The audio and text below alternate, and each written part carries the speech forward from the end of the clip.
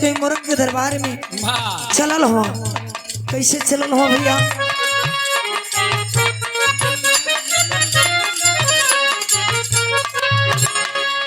भेष बदलत हो, भेष बनावत हो। देखो कि कौना भेष में हो। कृष्ण भगवान धइले साधु वाला भेष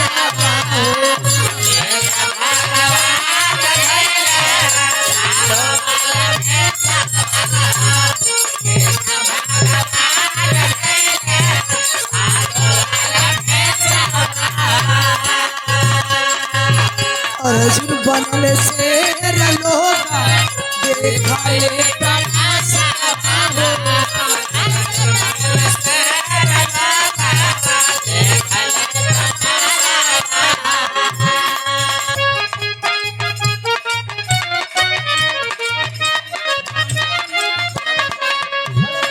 अर्जुन बनले शेर भैया अर्जुन बनले शेर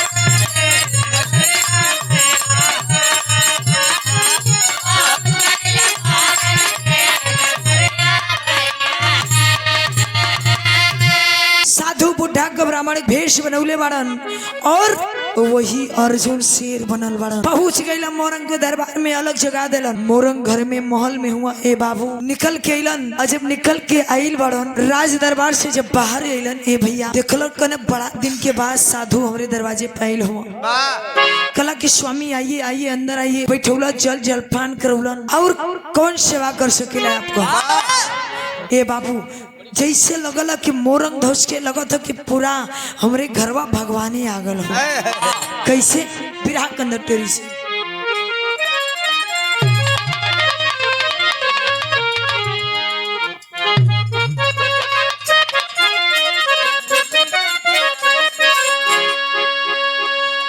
अरे सागरी में सीपी मोती चल गई। अरे सागरी में सीपी मोती हो, सागर में सीपी मोती छा गई। चौके अंधकार में पाके चिड़िया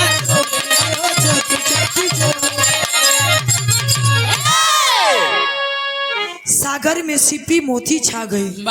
चौके अंधकार में पाके चिड़िया ज्योति हो। सागर में स्वयं लगा था कि इतना खुश बाड़ा कि स्वयं भगवान हमरे दरवाजे पे आ गए हो। ए बाबू एकदम सेवा में लीन हो गइलन। कलन की स्वामी तोहरा के कवन का करी का दे दई, इतना हमरे समझ में ना आवत हो। इतना हम खुश बाड़े। बुढ़ा ब्राह्मण बोले अरे बेटा हमको कुछ नहीं चाहिए, अगर देना चाह रहे हो पेट भर भोजन दे दो। मेरा शेर कई दिन से भूखा है। अरे बाबू कलन के हमरे शेर के ये सब भोजन न चाहिए, हमारा शेर के मानव के मांस चाहिए। मानव का मांस बाबू सुन करके मोरंग ध्वज घबरा गई। मानव के मांस, मोरंग ध्वज कलम मानव का मांस, हमारा मांस ले ली, हमारे धर्म पत्नी का मांस ले ली। अरे बाबू लेकिन वो शेर के लिए वो साधु कह रहा हुआ कि हमारे शेर न तो तुहार न तोहरे दुल्हन को केहू का मांस न खाई, हमारे शेर सिर्फ तोहरे लड़का का मांस खाई। ये बाबू कुल बतिया कलन तो सुहा गई। ई पतिया जब कलन तक करेजवा के बेद गई। एक कहीं आंख के तारा है, एक कहीं राज दुलारा है, एक कहीं बाबू फूल और सितारा है। खौर करेंगे बाबू कलन की तुम दे नहीं पाओगे। कलन की नहीं नहीं स्वामी, जो मांगे आप ऐसा भोजन मांग लेला कि हमके सोचे में मजबूर पड़ ली, फिर भी स्वीकार है। कहे सुनिए आप वही दोनों प्राणी काटेंगे और इसी महल में किसी तेगा और तलवार से नहीं, लकड़ी काटे वाला आराम मशीन से काटी है अपने बचवा के। आए हाय हाय हाय। अरे बाबू, जब कलन की यही अपने लड़का के राजा और रानी के काटने के लिए बोले, बाबू करेजवा में एकदम गोली की तरह चुभ गई। कवन वायु माई हुई है वो कि अपने बचवा के कटे हैं ये बाबू। फिर भी कलेजा कठोर के बारे भक्ति वहां से चले हैं बाबू, राजमहल के तरफ निकलल हुआ। और जब राजमहल के तरफ निकलल हुआ भैया, लड़का हाथ में कटोरी लेकर के दूध ले हम मुहे के लगावे चलत हो। बाबूजी का आवाज, बाबूजी की आवाज कान में गुजती है,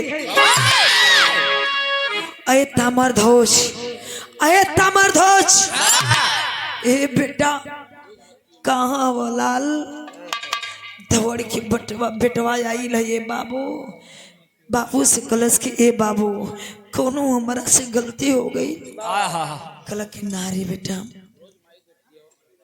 ना कई आखिर बाबू रोज तब माई दूधवा पियावत रही, आज अपने हाथे पियली बाबू, अपने हाथे पिए जात रही। तोहर के होना अच्छा लगल बाबू। ठीक है बाबू, दूध ना पियो। बोला का करी? कल कि ए बेटा कुछ मत करे ए लाल, आज हमारे भक्ति दाव पे लग गई है, भक्ति दाव पे लग गई है। कलन के हाँ बेटा। कहे बाबू मतलब कहे कि मतलब यही हो कि तोहरा के दान कर दिली ए बेटा। कहे के बुढ़ा वह ब्राह्मण देवता आयल हो, वो नहीं के शेर बहुत भूखायल रहल और तोहरे मांस को बड़ा प्यारा रहल, तोहरा मांस खायल जाता। ए बाबू जब ई बतिया कहले हुआ, बेटवा तैयार हो गई लो, बेटवा तैयार हो गई। चल दलस माई और बाबू के संगे।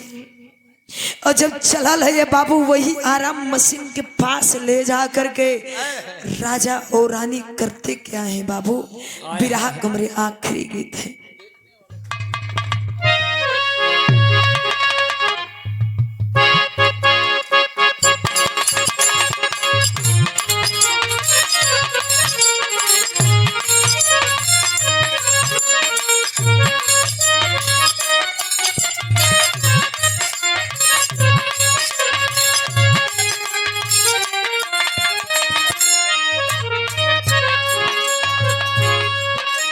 देखने वालों को भीड़ लगी है, लेकिन वो लड़का को करते क्या जैसा कि तो वैसे ही भाव।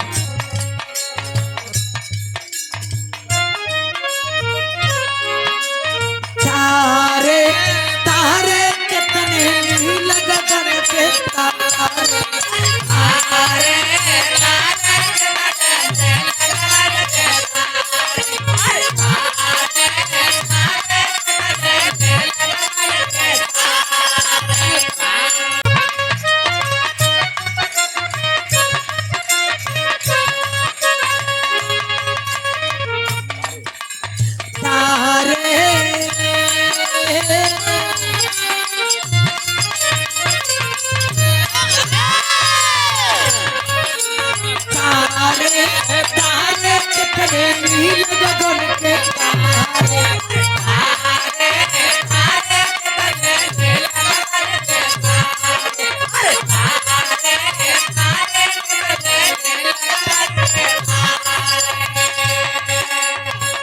तो गीत रहल किस बढ़िया भाव है। वही लड़का को आराम मशीन में ले जा करके बाबू एक बोले राजा और एक बोले रानी पकड़ करके आरा चला रहल हो। कैसे चला रहल हो भैया?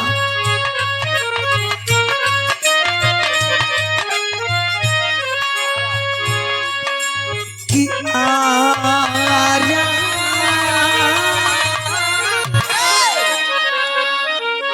आरा राजा रानी लगे चलाने, अरे आरा राजा रानी लगे चलाने, अरे आरा राजा रानी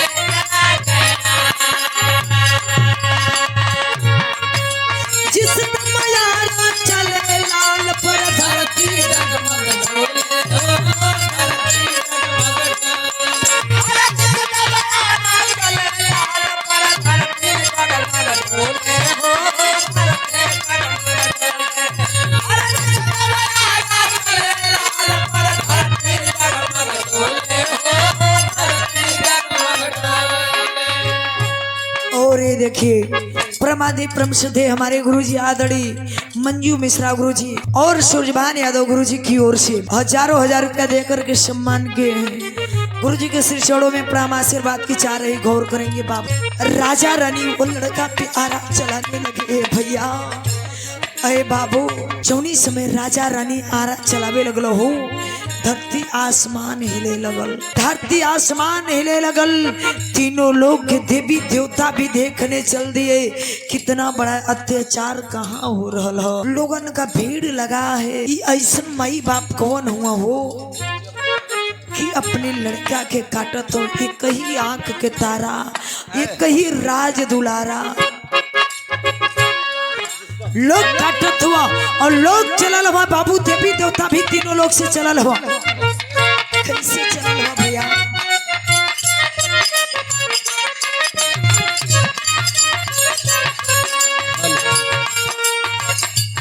जिस दम यारा चले लाल पर धरती डगमगोले,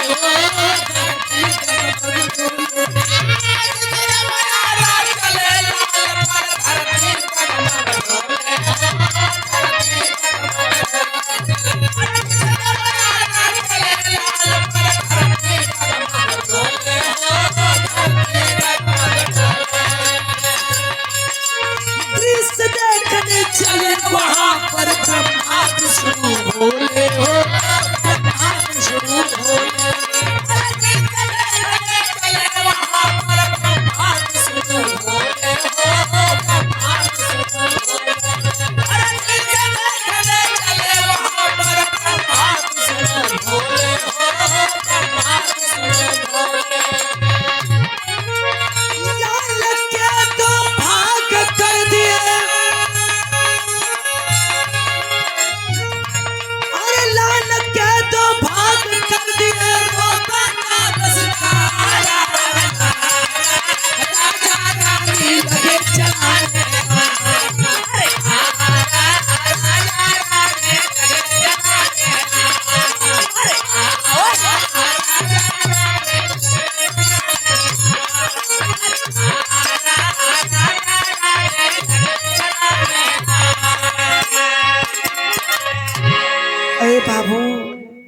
चौनी समझी दम यारा चले लाल पर धरती डगमग डोले, त्रिस देखने चले वहाँ पर ब्रह्मा विष्णु बोले।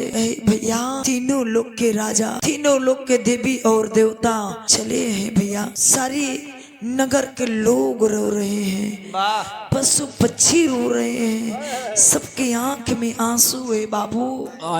लोगन का देख रहे हैं, लोग भीड़ लगी है। बारे विधाता ऐसा दिन कहाँ आ गई लो। उधर से आप लोग सुन ला ए भैया कि बेटवा कसाई हो गया। कहलो कि माई का जियरा गाई का पुतवा का जियरा कसाई का। शिव प्रसाद मकसुगना भाभी प्रधान पद के प्रत्याशी हैं आप। 100 रुपया दे करके सम्मान किया गुरु जी के श्री चरणों में प्रणाम। इंद्रजीत यादव महाराज जी गुरु जी की ओर से 100 रुपया दे करके सम्मान किए हैं। गुरु जी के श्री चरणों में प्रणाम आशीर्वाद के चारे इस करोड़ भाव पे गौर करेंगे बाबू। ऐसा दिन नहीं है कि किसी की आंख में आंसू ना हो। वही से कहल जला जहाँ न पहुंचे रवि वहां पहुंचे कवि। वही पे गीत निकला, आरा हिले छपरा हिले बलिया हिलेला, हिले जब कमरिया पूरा दुनिया ही। गौर करेंगे बाबू। आरा का मतलब जौन आरा रानी और राजा चलावत रहन, और छपरा का मतलब जौना छानी तर काटत रहन छपरा हिलत रहल। बलिया रानी के कान का कुंडल बाबू, जब अरवा चलामी तो रानी के कान का कुंडल हिले। ऐसे बलिया हिलेला, हिले जब कमरिया, जब रानी इधर से आ रहा हो उधर ठेले तो रानी का कमर हिले कि धरतिया डगमगाए हो। गौर करेंगे भैया।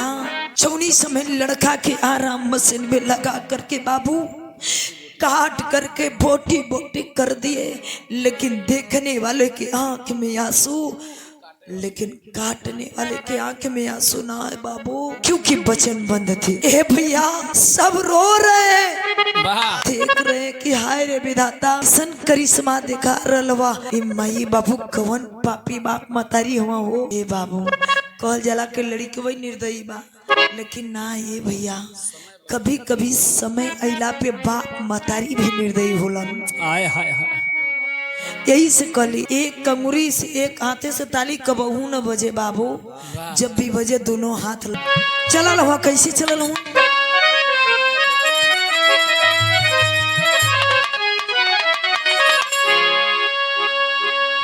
ले के भोजनवा चलल शेरा के समनवा भैया,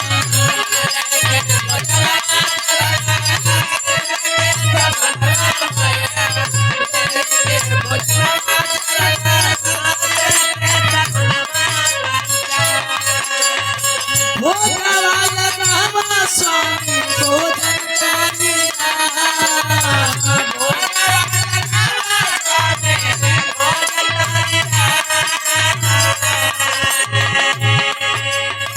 आप खातिर लाइल बानी सुध हम भोजनवा स्वामी,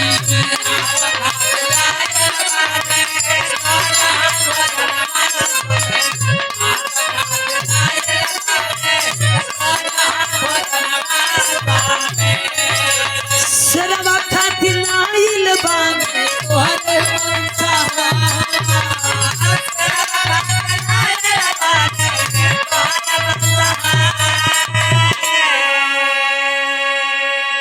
गौर करेंगे बाबा। ले करके भोजन चले हैं कि स्वामी भोग लगाइए, भोग लगाइए स्वामी, ये भोजन स्वीकार करिए। आप खातिर शुद्ध शाकाहारी, आपके सिर बदे मांसाहारी लेके आयल बड़ी है स्वामी। बाबू भोजनवा के लेकर के पहुँचे, जब वहाँ पहुँचल कलन के स्वामी भोग लगाइए करलवा के बतावा तू थाली काहे लगौले बड़ा? आज 5 थाली लगी। ए बाबू कल 5 थाली कहे? हाँ 5 थाली। ये बाबू झरझर झरझर मोरंग ध्वज रोने लगे बाबू, रोने लगे। यही कलेजवा हिले लगल हो।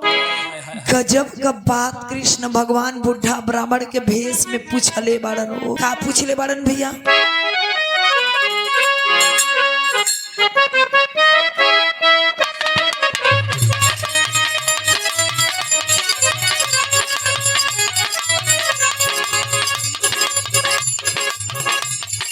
कृष्ण भगवान बोले कहाँ का सुगना